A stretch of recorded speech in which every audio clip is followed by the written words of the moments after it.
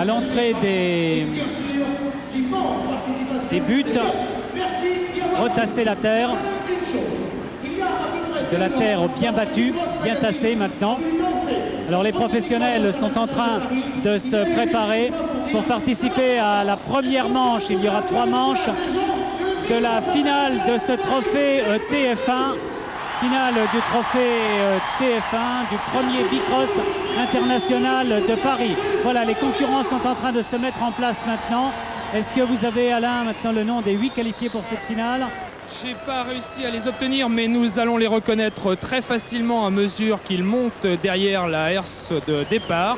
J'aperçois bien sûr Scott Clark, l'homme qui a remporté les 3 manches qualificatives. À côté de lui, sans casque et le crâne un petit peu dégarni. D'ailleurs, c'est assez curieux pour ce jeune concurrent. C'est Harry Leary. À côté, nous avons aussi Rod Beckering, dit le Bronco. Nous avons bien sûr la casaque rose de Greg Hill. Nous avons Stu Thompson. Nous avons à l'extrême droite là-bas Pete Lonkarevich. Et nous avons aussi Eddie King plus Clint Miller. Voilà la liste des 8 pilotes qui vont disputer cette première finale. Et il faut savoir que le classement général de ce trophée TF1 sera établi sur l'ensemble des 3 courses finales, puisque le processus était le suivant. 2 séries qualificatives alignant 7 pilotes. Dans chacune de ces séries, nous en avons qualifié 4. 4 et 4 font 8. Et ce sont ces 8 pilotes qui se retrouvent dans cette première finale. Ce sont d'ailleurs les pilotes américains qui ont demandé eux-mêmes à disputer 3 finales, parce qu'en principe, une finale, c'est une course unique. Et ils ont tenu à Paris à rouler sur 3 courses pour donner encore davantage d'intérêt à cette manifestation. On voit qu'il y a des coureurs qui appartiennent à la même équipe. Comme ici, c'est Rod Beckering qui est massé par le concurrent qui est dans la même équipe que lui, qui est Toby Anderson, mais qui ne s'est pas qualifié lui. Alors on va voir, donc il est en bleu et marron, c'est lui.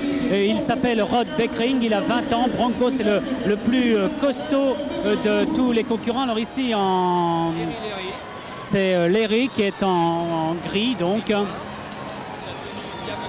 Marque américaine, c'est la tenue de ce team qui a remporté le classement des teams en 1984 aux États-Unis. Il est surnommé Turbo, lui, parce que c'est un fonceur. Alors ici, maintenant, il y a... On aperçoit derrière Leary, enfin devant Leary, en fait, Mike Miranda, avec sa tenue, ses manches à étoiles. Et le pantalon rose, c'est celui de Greg Hill.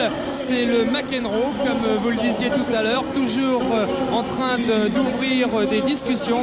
Mr. Controversy, le voici en gros plan, avec sa casaque rose, assez inhabituelle dans le bicross. Il a 21 ans, champion du monde en 81 et en 82. Bon, on va peut-être essayer de les reprendre, donc, parce qu'on ne les a pas tous eus encore jusqu'à présent. On n'a pas vu Clark encore, je crois. Alors on reste encore un instant sur Greg Hill, que vous voyez. Alors Clark, lui, il porte un casque blanc, il est en blanc et rouge. Ici, nous retrouvons Leary, non, Beckering. Beckering, c'est lui alors. Celui-ci, c'est Mike Miranda, un pilote de Floride, domicilié maintenant en Californie et qui roule pour le team Hutch. Et là, nous apercevons le pantalon rouge et jaune de Lonkarevich. Pete Pistol, c'est son surnom. C'est l'homme qui part plus vite que son ombre. On l'a vu tout à l'heure, il était déjà en tête au départ. Et lorsqu'on sait que le départ est fondamental en bicross comme en motocross, souvent tout se joue au départ. On peut deviner l'avantage qu'a ce pilote.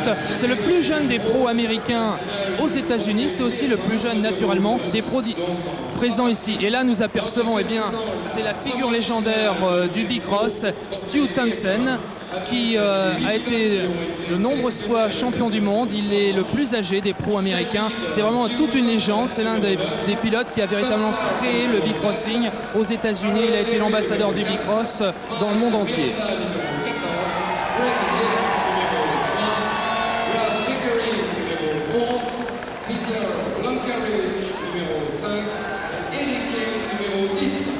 Voilà, vous avez entendu le speaker qui annonçait la liste des concurrents. Il nous reste 3 minutes d'émission à peu près. C'est avec ça que nous allons pouvoir terminer la Clark que vous voyez en détail, en gros plan. Comment sont ces roues? Ici, ce sont des roues à rayons, oui.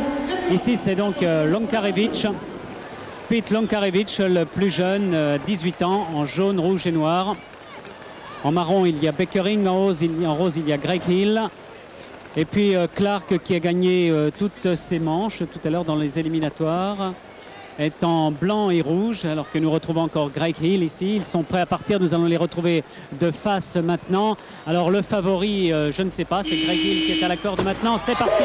Est-ce que c'est Greg Hill qui va réussir à prendre l'avantage? Non, c'est Leroy. C'est Greg Hill aussi qui a réussi quand même à reprendre l'avantage encore avec Steve Clark, avec Clark qui est juste à ses côtés. Greg Hill a réussi à prendre un net avantage maintenant avec 2 longueurs d'avance. Clark est en deuxième position, troisième position, il y a Thompson.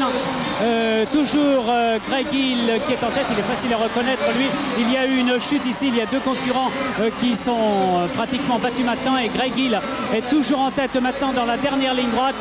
Greg Hill qui fait une remarquable course et il est battu par Thompson. Je vous le disais, la figure légendaire du bicross est bien à Paris. Il vient de s'imposer dans cette première finale devant son grand rival aux États-Unis, mais aussi son grand ami Greg Hill. C'est une finale fantastique qui éclipse de nombreuses finales que j'ai pu voir aux États-Unis.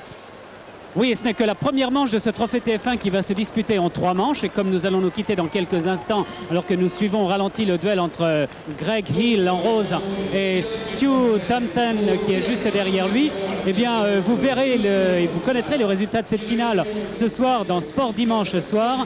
Et nous vous montrerons également un défi sur Cruiser, un match entre les meilleurs Français et les meilleurs Américains sur vélo cruiser, c'est-à-dire avec des roues un peu plus grandes que celle-là, le saut de la rivière ici. Et Greg Hill l'a remarquablement passé, mais Stu Thompson est en train de revenir sur lui dans l'avant-dernier virage, dans l'avant-dernière butte.